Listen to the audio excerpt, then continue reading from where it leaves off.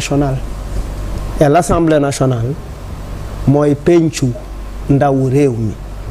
Ceux qui sont à l'Assemblée nationale ne sont pas à l'Assemblée pour représenter leur parti. Ils sont des représentants du peuple. Mais boo déggee ku nekk di wax ku ci nekk tu es dans ton camp. Personne n'a prononcé ici quelque chose qui défend le peuple. Pour une institution, oui.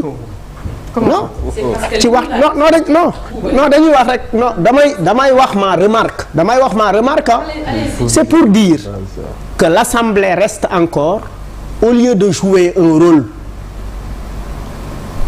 moins politique, l'Assemblée joue un rôle politique bu ñu déggee suñu gars yi di wax. Mais d'abord li jar a remarquer mooy cette actualité là par rapport à l'Assemblée, par rapport à la dissolution du CESE et la dissolution de HCCT dafa nekk di nëbb l'essentiel.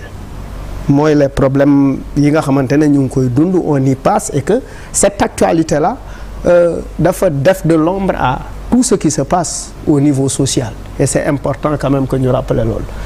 Au passage, je voudrais loolu bëggoon naa ko souligner, mais dañu wax règlement pour man li muy représenter ci assemblée mooy le socle, parce que ci ngeen di sukkandiku pour mën a doxal li ngeen bëgg a doxal. Dafa mel ne nga nekk ci waañ teg sa cin di togg ceebu jën jékki-jékki kañ a dugg ci cin li loolu mooy li ngeen di woowee de faux. da nga koy seppi wala nga këpp lépp. non très bien, mais ndax da ngay seppi kaña bi continuer sa togg. wala nga koy këpp.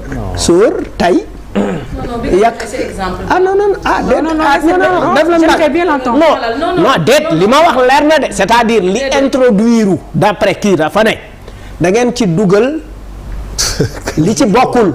moo nekk ci règlement d'intérieur. dañ cee glissé lu ci bokkul d'une manière frauduleuse. waaw nee na dañ cee dugal lu ci bokkul. non ci la bokk dañ ko ci def d'une manière frauduleuse. waaw d'accord, noo déglu la rek dañ ne.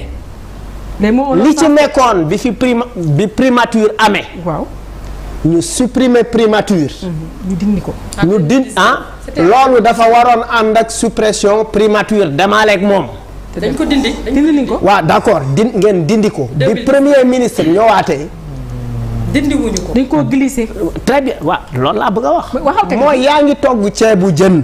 kaña gi waa. rosi.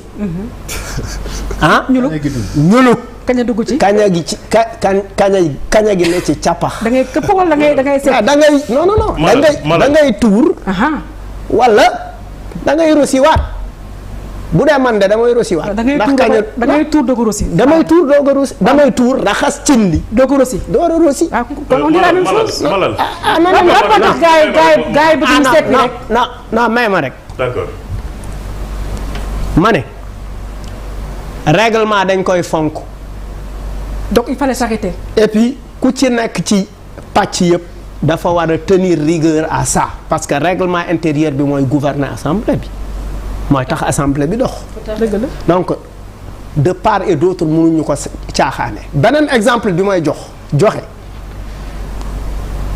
ci la Birame Souleye introduire motion de censure non. ci lañ fal ay député. Guy Marius Sagna moom si lañ ko installé. waaw d'accord. loolu mooy dafa mel ni mooy muus mi mooy man mii malal bëgg naa yàpp muus mais bëgguma ñeex ma. waa ne jooyanti nañ ko malal. waaw non mais. non laissez-moi non dégguma de. ci liñ voté amnistie bi tam boole ko ci. moo tax président mu nekk président. très bien amnistie bi mooy muus meeg ñeex mi. malheureusement il y a beaucoup de. Oui, franchement il y a. déedéet il y a pas de confusion. laissez-moi parler. non attends. non je peux me tromper de bonne foi. Et si je me laissez-moi développer. C'est un problème. Laissez-moi développer. Aux critiques. C'est-à-dire li ma comprendre mooy quand on est élu par le peuple à l'Assemblée, on va à l'Assemblée pour défendre le parti et non le peuple qui nous a élus, de part et d'autre. Et Vous pensez que les politiques dans le parti ne pas non dama ne il faut dépolitiser l'Assemblée. en faisant quoi l'Assemblée c'est le lieu par essence de la politique. waaw mais du débat démocratique. dama dañu gars yi bàyyi ko mu wax tamit benn instant. Malal bañu ñu de mais c'est que li ngay wax li nekk aussi.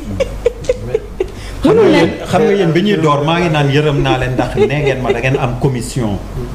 mais demain 10 tôt heures le matin ah. 10 heures. waaw pour ñu teel fii. jóge comme teel entre. non mais day utiliser. Malal pare Malal yegg na. non bay mënul nekk sax ñeneen ñi il faut ñu wax kenn du leen bàyyi ngeen téye affaire bi. non dañ ko dul nangu sax dañu dul nangu ngeen jël affaire bi kii. beneen affaire beneen affaire déjà obligé am lu mu ci leb. mais on va voir li nga xam ne mënul ñàkk. beneen affaire bi. peut-être y a une raison ah. man beneen affaire bi. beneen affaire bi mën naa jàpp ni. presse la yor de. mën naa jàpp ni. c'est le tenant du pouvoir. mën naa jàpp ni nit ñi d'accord am foog nga am parti politique wala foog nga am mouvement am sañ-sañu effectivement laaj baatu sénégalais yi mais une fois que sénégalais yi jox la baat il faut mettre le parti il faut reléguer le parti au second plan parce que li tax may wax loolu dafa ne la majorité parlementaire dafa réagir à un propos politique mais celui qui dit ce propos politique est un ministre et il est le premier ministre là. Est-ce que l'acte politique doit être au-dessus de l'acte républicain? C'est ça.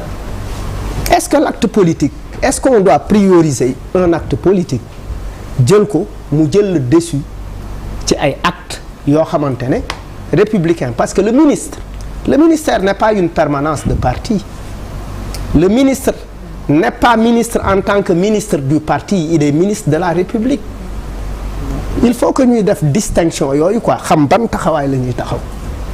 Un ministre taxawaayu ministre lay wax il y a un champ pour faire de la politique et un champ effectivement pour doxal li nga xamante ne c'est les choses de la République. On aurait pu pour man on est en train de jouer les prolongations des élections passées mooy gagné nañ ma défaite bi metti na ma trop duma leen may dara mooy maa yor pouvoir tey tous les outils que j'ai je les utiliserai pour écraser effectivement l'adversaire alors que on ne doit pas en ce qui concerne li war a dawal dëkk bi être dans des positions d'adversité parce que la démocratie mooy lan la démocratie c'est la contradiction mais c'est aussi la belle contradiction mais la contradiction dans la légalité c'est ça avec retenue et tenue non pour man noonu lañ ko war a dawale bu ñu nekkee nag di continuer ay prolongation on va vers quoi il est important c'est heureux même d'entendre qu'on va vers la DPG parce que c'est fondamentalement important parce que ñun sénégalais ci la ñuy xam effectivement on va vers où ci lan lañ jëm ak naka la ñuy doxal merci. Allez Badara. d'accord naa ci loolu